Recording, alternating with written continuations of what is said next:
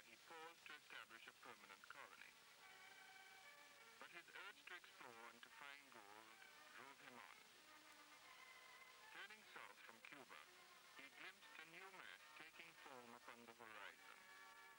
"It is the fairest island that eyes have beheld," said Columbus when he saw Jamaica on the morning of the 5th May, 1494. He approached the north coast, but the Arawak Indians were unfriendly, so Columbus steered westward. He stopped at Dry Harbor, now called Discovery Bay, and sent a few of his men ashore. Again the Arawaks threatened, but the Spaniards made friends with them, exchanging trinkets for their beads and soft metal ornaments. Modern Jamaica does what it can to reconstruct the picture of life among these gentle, cinnamon-colored people whom Columbus saw. Learned societies dig for relics in Arawak kitchen middens. A midden is the rubbish heap that stood behind the settlement, where bones, broken utensils, and other discarded objects were thrown. Often a good tool or an ornament would get mixed in with the trash. Bueno in search of water. There he met with success. Boats from his ships visited the beach and entered the mouth of the river where his water casks were filled.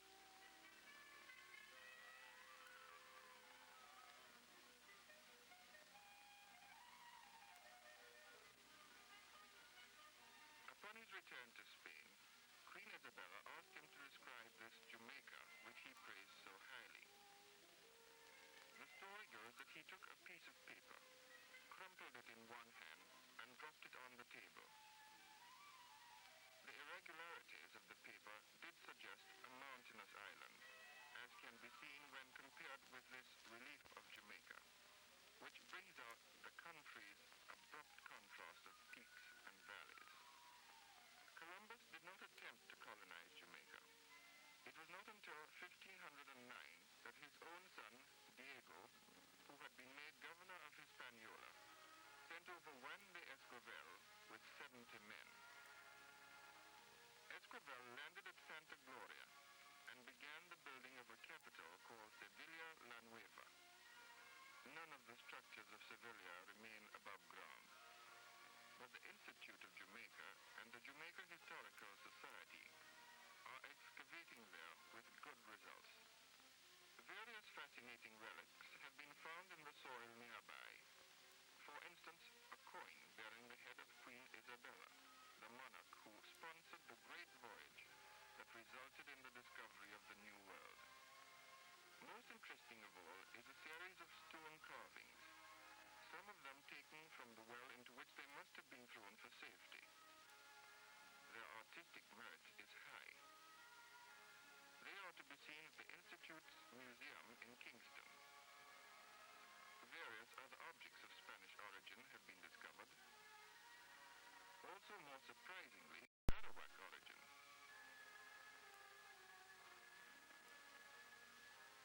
The English came to Jamaica 300 years ago. The expedition, commanded by Penn and Venables, entered Kingston Harbor and sailed close to the western shore opposite the tip of Palisados, then to the mouth of the Rio Cobre. A defense called Passage Fort stood there. Feebly manned, it was carried without difficulty, and the English proclaimed Jamaica annexed. This was only the prelude to guerrilla warfare. The native-born Cristobal Ronaldo Ysacy used a narrow mast inlet near St. Anne's Bay as a hiding place, which was called after him Don Christopher's Cove. In 1658, he received additional troops and cannons from Cuba, so he built a fort at Rio Nuevo as the starting point for regaining control. Here, Doyle must have put his men ashore from the ships that had brought them from the south coast.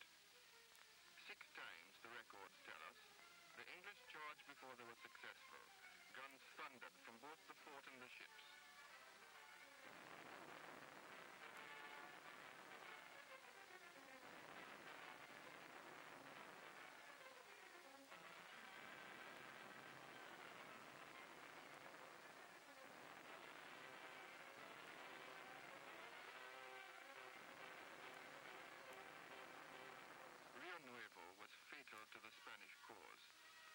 peace was restored and Jamaica became securely British. Fortifications were erected in an early date by the English for the defense of Jamaica against all comers. The first and most important was Fort Charles at Port Royal. It was begun in 1656 by General Sedgwick, before there was even a village at the point. Twice remodeled and enlarged, the first time by Sir Henry Morgan the buccaneer, it was formidable in that age. These gun embrasures, where the rusty cannons still frown, form battlements that men would have hesitated to storm.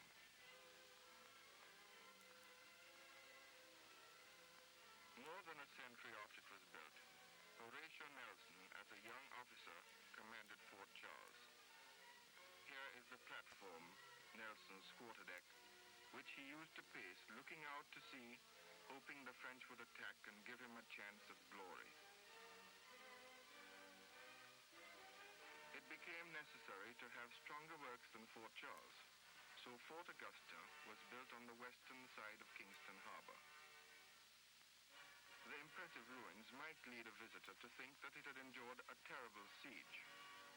Actually, Fort Augusta never fired a shot. It was blown up when its powder magazine was struck by lightning.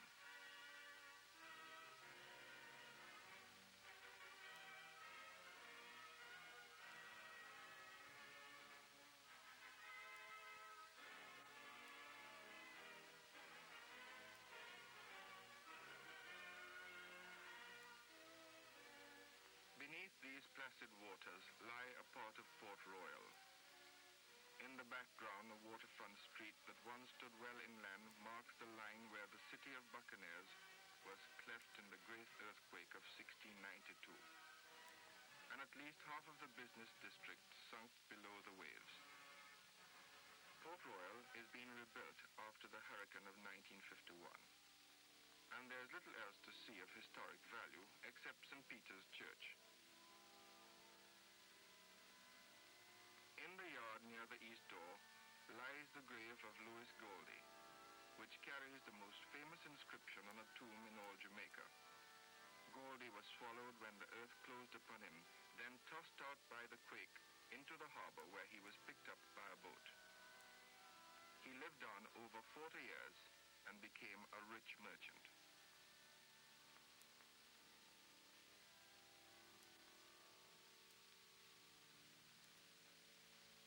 Inside the church, there is a plaque to Goldie as one of its founders and first church warden.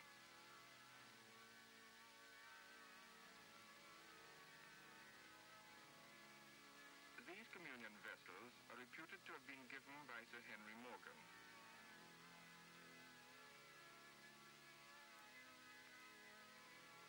Slave artisans carved this organ loft early in the 18th century.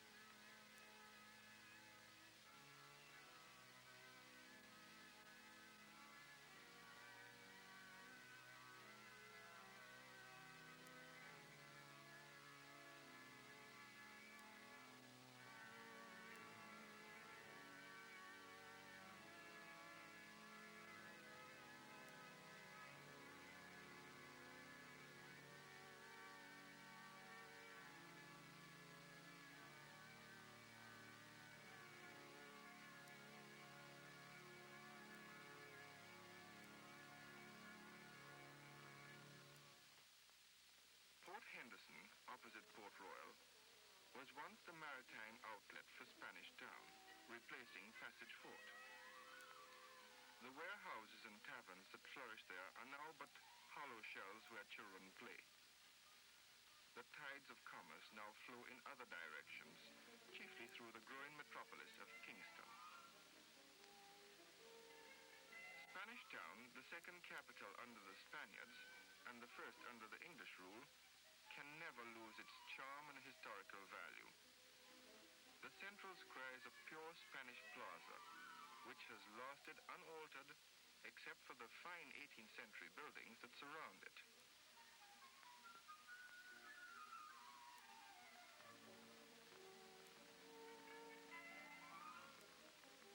The House of Assembly It has recently been restored, and the spacious rooms are used for parish purposes.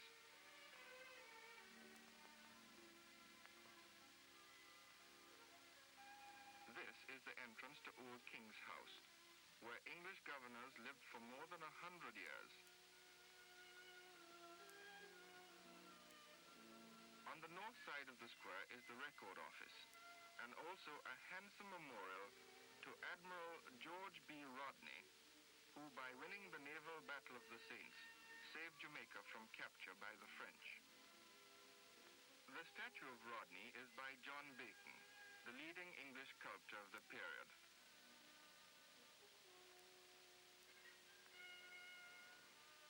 The carved embellishments of the memorial are symbolic of victory.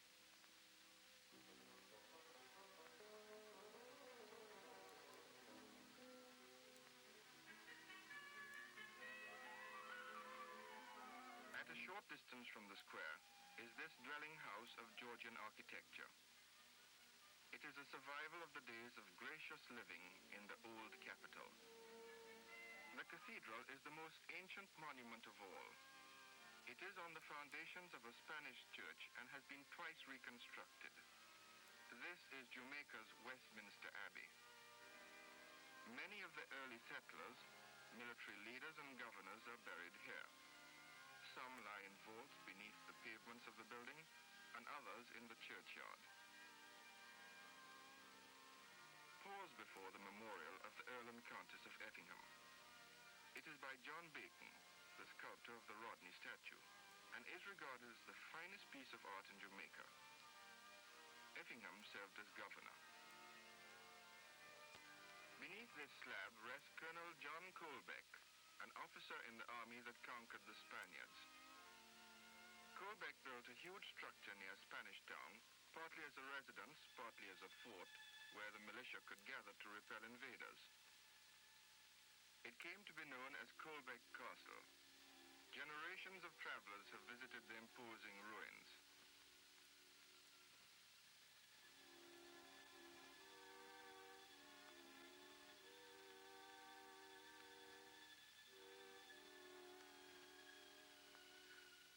Equally famous is Rose Hall Great House, or what is left of it. The beautiful but evil Annie Palmer lived there more than a century ago. She poisoned a succession of husbands and was at last killed by her own slaves.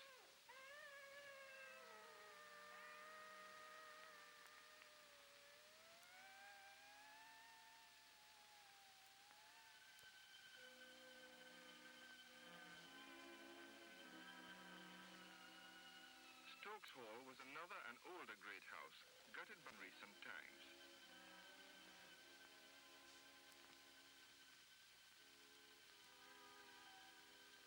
Falmouth Court House on the north coast is a showplace, the best example of a Georgian public building in Jamaica. The country has always depended mainly upon agriculture. Who has not read about the sugar bonanza of the 18th century, which in turn was the cause of the slave trade with Africa? Primitive devices such as this crumbling base of a windmill to generate power have been abandoned. Coffee, too, is cured by modern methods. But the pulping wheel and the broad barbecue are not quite so outdated as the sugar mill of the same period. Blue Mountain coffee is still dried on barbecues.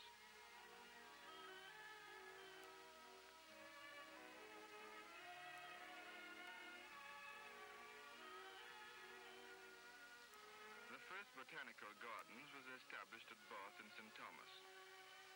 Luckily, some of the original areas have been preserved as a park.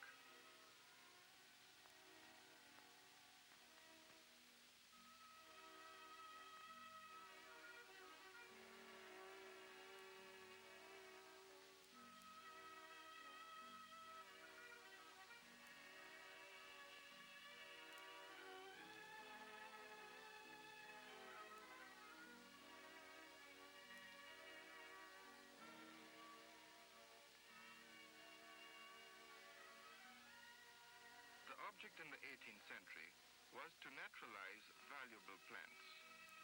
For introducing the breadfruit from the South Seas, Captain Bligh was paid a bonus of 1,000 guineas.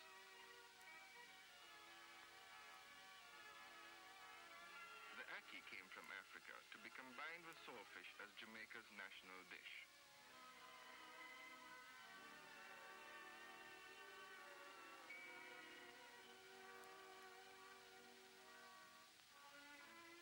Mangoes of various kinds originated in India.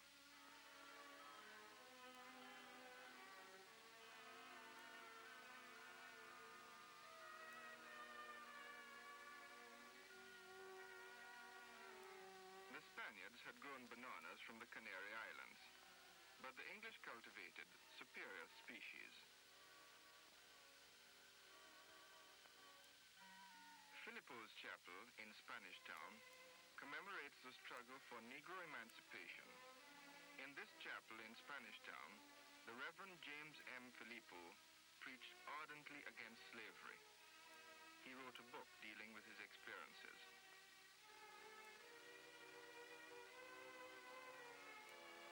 Edward Jordan, far-sighted statesman, demanded and obtained civil rights for those colored persons who had been freed before the General Act. A statue of him stands at East Parade and East Queen Street in downtown Kingston. George William Gordon, who had been born a slave, championed the cause of the depressed masses some years after the emancipation. He died a martyr as a result of the Morant Bay Rebellion, which he had not incited. The name derives from the attack on Morant Bay Courthouse by a band of peasants led by Paul Bogle.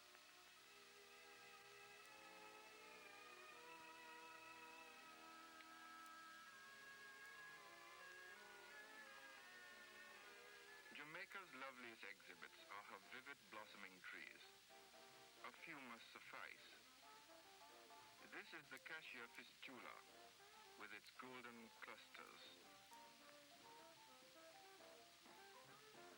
This is the acacia.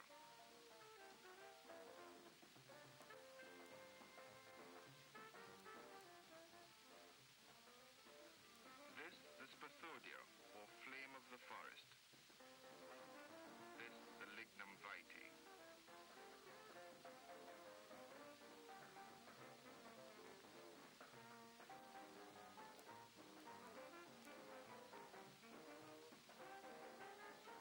And most gorgeous of all, the scarlet poinciana.